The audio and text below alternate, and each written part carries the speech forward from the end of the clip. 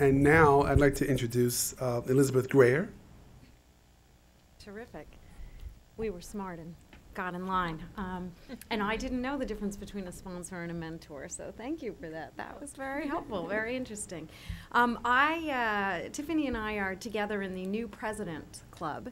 I am the new president of Legal Momentum, which is the oldest women's legal defense and education fund in the country.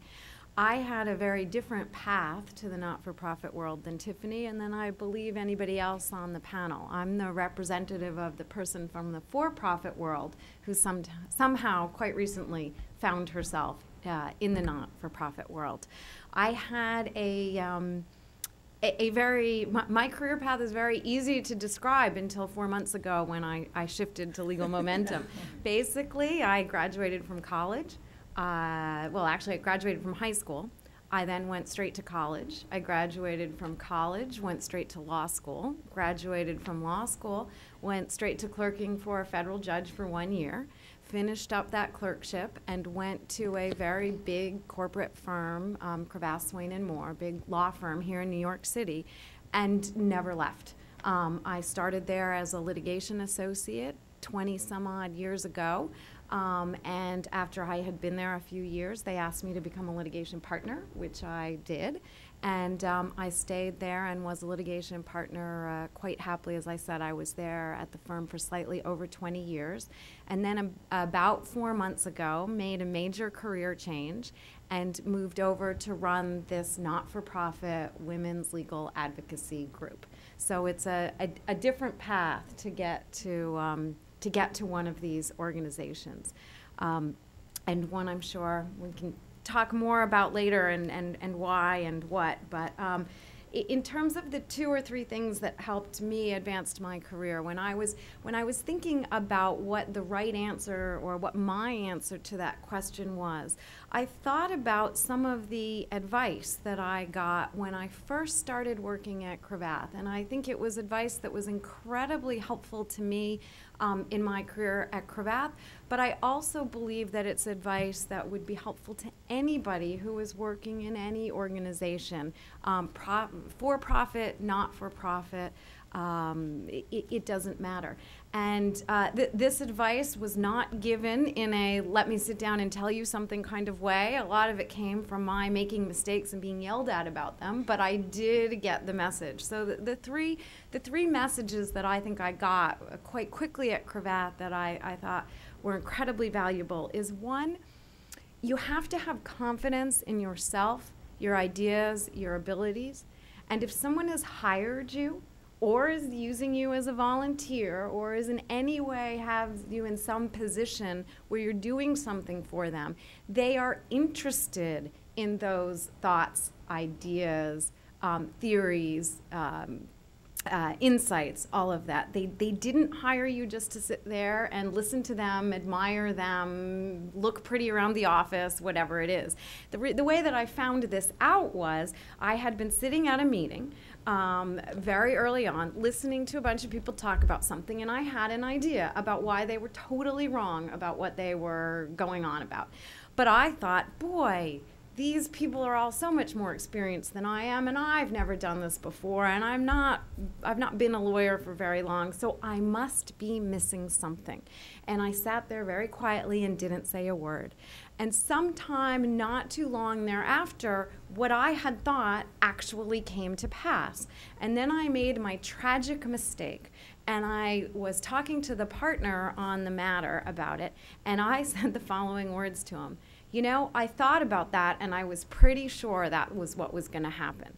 And I thought I was saying something good about myself, that, see, I had a good idea. And instead of being, patting me on the back for having such tremendous insight, he turned around and yelled at me for 10 minutes. And the yelling at me, and it was not harsh or anything, but the point that I don't mean to overstate, the point that he made was, the absolute worst thing I could do is come to him afterwards and say, I had a thought and I didn't share it with you, whether or not the thought was right or wrong. He said to me, and I think this is quite right, you're going to be wrong a lot. there's going to be a lot of things you tell me that I'm going to disagree with, and we may argue about, and I may listen, I may not listen, but that's fine. That's what you're here for. You are not here to sit quietly, keep your thoughts to yourself, and then later tell me how smart you were that you didn't bother to share with me. So that was the first piece of advice. Have confidence in your thoughts. It's okay to be wrong. And your job is generally to share them with people and to engage and productively become part of whatever the dialogue is. The next piece of advice I learned quite quickly, I sort of put down to the have solutions as well as problems. And I found this one out in quite an embarrassing way when I went into somebody I was working for and I announced that there was a problem with something and then sat there. And he, and these were all he's at this point in time, he looked at me and I looked at him and I thought we were done and he kept looking at me. And then he said, and I'm like, and that's really a problem. And he's like, and he said, and then I explained why it was a problem again, figuring, well, obviously I hadn't been clear. And at that point, after I had fumbled around and embarrassed myself for a while, he said, no, the end is not to re-explain why it's a problem. I understand that. You're right. It is a problem.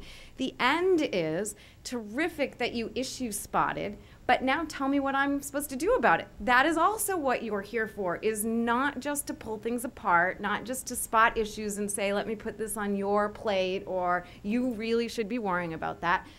Spot the issue, identify the problem, come in and tell me about it, but come in and tell me about it with a discussion of what you propose we should do.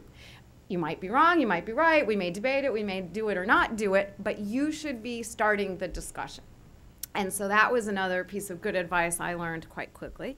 And the last one was, and this one's sort of hard to figure out exactly how to explain, and but it is a fact of life, I think, in most organizations, and that is that success in the workplace is not only the result of hard work and good work. Those are necessary but not sufficient conditions in most jobs and in most environments. You have to be a hard worker. You have to do really good work. But you also have to figure out what the culture of that organization is and what you should be doing to get involved in the organization, get involved with the people who should see you, become a part of whatever you need to be a part of. And this does not mean you have to learn to play golf, which I never did. But it does mean, my classic example is I was working really, really, really, really hard on something, and the chairman of the head of the department asked me, at the end of the day, asked me and a number of people if we wanted to have dinner with him to talk about the case. And we said no 2 weeks in a row because we were so sure that what we were doing, which was working instead of going out to dinner, was what we were supposed to be doing, and that he would be so impressed with us that we kept saying, oh no, we'd rather stay and review documents and we have so much work to get done, we'd love to have dinner, but we would never do something so trivial and frivolous like eat. And so we thought we were actually portraying, it was me and a couple other young women, that we were portraying the right persona and doing something that would really further our career. And thank goodness someone a little more experienced in the world heard about this and called us all in and said, you guys are a bunch of idiots. When the chairman of your department wants to have dinner with you, go to dinner. I don't care if it's an hour of not working. He's not impressed that you're working. What he's thinking is, boy, these people don't even care enough to want to get to know me, to talk to me about themselves and what they're doing. They clearly don't care about this organization. So you can think that you're sending all the right signals by being a good and a hard worker, and it can be understood differently by the people in the institution. And it's sort of a classic young person's mistake and frankly, a classic girl's mistake, woman's mistake. So that was the last sort of piece of advice I think that I got very quickly in the first couple months there that really made a difference, and I still think no matter how senior you get, are very important pieces of advice to follow. Well, I agree with that. I just read a study indicating that was a problem in terms of career progression for women Just yesterday, actually, I read that study. Jaclyn Libowitz. First, I just want to welcome you all to the Girl Scouts of the USA, because having you bright, fabulous people in this room where so many good things happen around leadership development for girls who are the leaders of our nation is outstanding, because you too are part of that. So it's very filling for me. And I also wish I could go last, not because of what I have to say, but because I'd really rather listen than hear mine. So, We want to hear yours. yeah, it's fabulous. So I started in Girl Scouts. I am the person on the panel, I think maybe the only one, I'm not sure, Sister Teresa, who's been in nonprofit the whole time. Have you been in nonprofit the whole time? Yes. Okay. So we have been in nonprofit the whole time. But I started in the Girl Scouts as a volunteer. I had been a Girl Scout as a little kid. I come from a first-generation born American family. Girl Scouting was not part of the family culture. I wanted to be one because all the other little girls were. And so my parents let me do it for a little while, but I did not have parents that participated. So it was the kind of thing where I got to go do this, and I got to do things like camp. My parents were like, you want to do that? We're trying to get away from that, you want to do that. So I got to do that. I thought it was so cool. I would go and I would drink out of the stream. I'm alive. It didn't kill me. Must be okay. It was so cool. And so time goes by, and I am with a fabulous boyfriend, and I've moved to the Midwest from the East Coast, and I want to be a Brownie leader. And I'm very young. I'm in my early 20s, and I volunteered to be a Brownie leader, but they didn't know what to do with me at the local Girl Scout Council because I wasn't a mom and I didn't have kids. And they were used to this model and this dynamic of the moms are the leaders, that's what we do. And so they really didn't know what to do with me. So it took them so long to figure it out. And I was so naive, I thought, well, I will get my volunteer work down and I will get a job around it. It will be fine if I wait tables. I am young, I am healthy, I do not need insurance. So I do know how to waitress. Can I get you more coffee?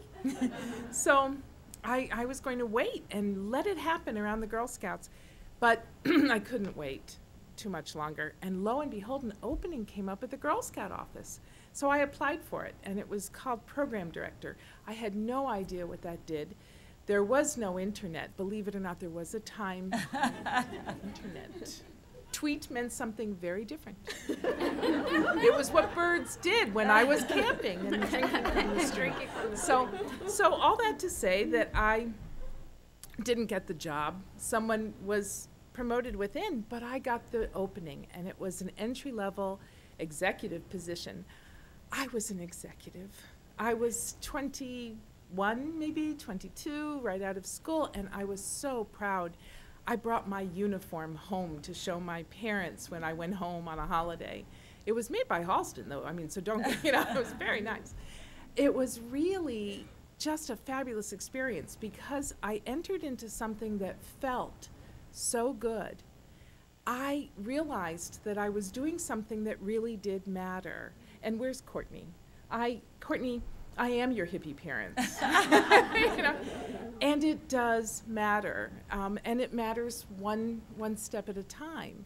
And so I just felt great. And it continued, and I applied for other positions within it. But all along the way, I had this feeling that I was part of something far bigger and far more important than I. And that was a really special thing because it helped me realize that I belonged. And in a work environment, that's not always the case. And so I think that's part of the not-for-profit, that mission-centric, that what you're doing will have an impact, whatever it may be. Time moved forward, and I wound up through very many different positions, and I believed that where you lived was just as important as what you did. And I was in the Midwest, and I wasn't that great there. So it just wasn't working for me. I was in a community where I was the only person who was Jewish, and it wasn't great. So we moved, my boyfriend and I, to the Southwest, where no one was Jewish, and it was much better there. But I entered into this marvelous culture of the Southwest in New Mexico, the land of enchantment. I could go on for that forever, and it's burning, so please pray for that whole area of the nation. And it was a phenomenal experience to move within the Girl Scout movement and then learn that I could also continue to apply for more positions. And so to speed this up, I became the CEO of the Girl Scout Council that served most of New Mexico. And along the way, there were a lot of lessons. There were lessons learned about listening. One of the board members said to me, and I will never forget it, I was so young. I was one of the youngest CEOs in the nation. And I thought, you have to have an answer. You have to have an answer. And instead, what she said to me was, take a deep breath. You don't have to have an answer. And I thought, oh my gosh, that's brilliant. And so when people would come to me and say, well, what are we going to do about this? I would say, let me think about that for a moment and give me 5 minutes and I'll give you what I think about that. You know, just let me think about it for a minute. It was a wonderful learning experience for me to be able to step away and not feel that because I was the CEO, I had to know the answer. Now, that doesn't mean that I didn't cry on my couch over the budget. I knew I was taking this council and selling it to the devil. I knew that I was doing everything wrong because we were going to have a deficit because I could not make this budget balance in this very sweet little council. And what I learned there was make sure you ask for help. You have to speak the truth. You have to tell people when you need help. And in this case, it was a board. And I had to bring them the truth. Instead of shielding them from the truth, I had to bring a transparent, honest picture of what the situation was so that together we could work to lift it up using all of the skills that we brought differently and together. And of course, the council soared. They did wonderful things. Time moved forward. I had some things I wanted to do on the East Coast. And so my then boyfriend became my husband, and off we came to the New York area. And I came with a position here at Girl Scouts of the USA. And I was a management consultant with Girl Scouts of the USA first, before I moved through a variety of positions and became the chief administrative officer and chief of staff. And I've been here since 1993, so my career has all been in the Girl Scout movement, which is very unusual. You don't see that very much anymore. It's kind of, I mean, there is no loyalty in the generations now that are entering the workforce because, you know, there are differences in what we look for. So interestingly enough, I wound up in Girl Scouting the whole time, but the reason was the challenges continued to offer themselves, and I continued to seek them out. I always applied for job opportunities that were above me because I wanted to give the organization the message that I saw myself capable of doing them. Now, inside I knew I wasn't capable, and I knew I couldn't possibly do these things, but what I learned as I got those positions was that there were people, again, who would help me, that I needed to lift up the things I didn't know and ask for help and say, here's an area I'm not an expert in. Please help me think this out. I learned that it was really important to be intentional. Intentional about what you were doing and intentional about learning from the things you did well and the things you didn't do well. Earlier, before we joined the group, we were talking about some of the parts of our lives and careers and so on, and I shared a quick story, and I hadn't thought about telling it tonight until I started listening to my own thoughts and realized it was applicable. In my first job as a CEO, there I am, 26 years old, and I'm looking at the budget in the middle of the summer, and I see, you know, wow, I have a lot of money over here. How come I have so much money? And then I realized I had not insured the campers. But nobody was hurt, and it was fine, and we all survived, and I made sure I told the board chair so that she knew what I had done. It was like, can you believe this? But what I did was I really learned from it. And of course, it didn't happen again, and I insured them for the second half of the summer, so it was fine. But it was just one of those things I will never forget because it was a moment that I could learn from. And I've also learned from successes. I've learned from things that have gone really well, and I've learned not to expect them to go really well twice. that you have to face each thing as new and as a new opportunity, because the players change, the people change. And at the end of the day, it is all about the people. It is about the people who make it a wonderful experience. It is about the person who you sat next to on the bus and said something, you know, nice to you, or just made a noise and said, you know, and you agreed with that, And whatever it may be, at the end of the day, it's about the people. So that honesty within yourself, that asking for help, and that lifting it up and recognizing it's the community you create wherever you create it, is what I think has helped me move in my career. So on that, I pass it off to my good colleague in the not-for-profit world. Great. Thanks, Jaclyn. Michael?